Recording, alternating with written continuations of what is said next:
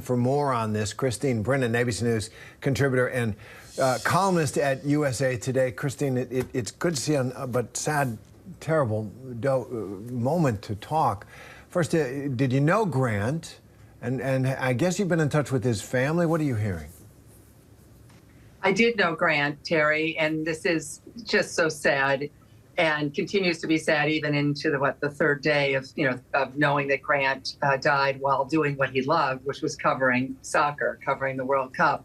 I've known Grant for years, especially covering women's soccer and the Women's World Cup, going all the way back to 1999 and the incredible moments in the Rose Bowl, and then 2003 Women's World Cup, 2007. We crossed paths quite a bit. And there's a reason that people are spending so much time talking about him, Terry. Just a lovely human being, kind, generous. That smile you see, that was Grant.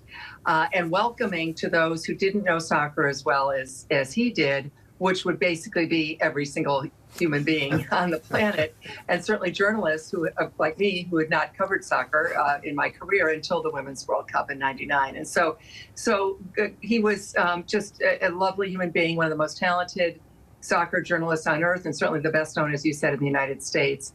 And I think that's why this is resonating so. And our hearts, of course, go out to his family and friends. And all of us just really feel a great loss in the sports journalism world.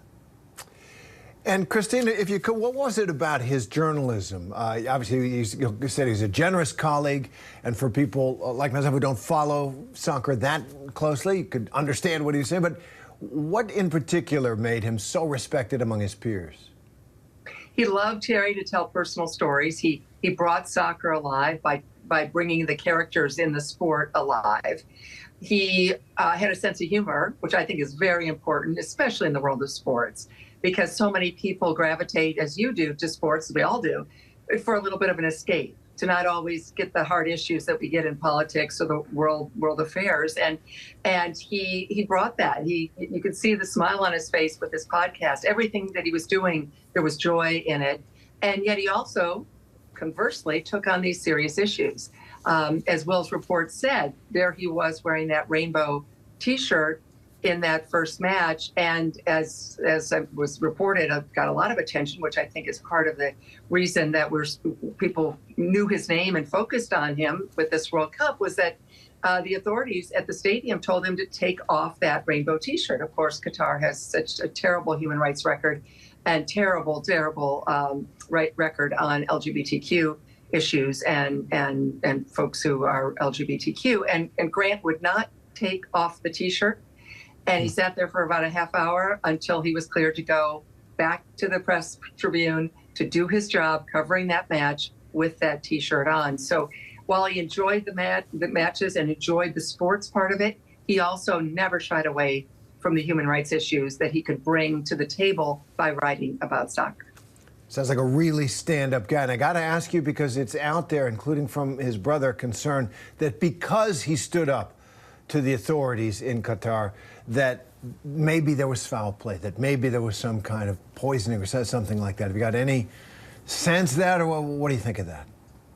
His brother initially put that out there in that incredible moment of grief that we can't even imagine on Friday night as the story was breaking. And that has been, of course, on social media throughout the weekend. But I think, Terry, as you know, his brother has taken that back and said, and apologized and took the tweet, and deleted the tweet. And so I think that's where this got going. Obviously, I wasn't there, although many of my colleagues were there right with him and saw him fall over and immediately be treated. So the conspiracy theorists are out there and will be, but there is absolutely no evidence, including the words now of his brother, no evidence that there was any foul play. Obviously, the autopsy, which is happening, I think, now in New York, as Celine Gounder, the doctor, of course, we got to know her through COVID. That is she's Grant's wife. She and her mother and sisters, according to the brother, were identifying his body, which just must be excruciatingly awful. And then there was going to be an autopsy. And I'm sure the autopsy then will hopefully answer those questions. But again, there's absolutely no credence to that, and the brother Eric Wahl apologized and took that tweet down. Right. Right. I just wanted to raise it to put it to rest in a way and to focus as you have and as we were seeing on the screen, the outpouring of sorrow and praise for a life well lived and a career dedicated to bringing this sport to popularity, really to so many people who hadn't followed it very much previous to that. So, Christine Brennan, thanks very much for that. We'll see you again. Barry, thank you.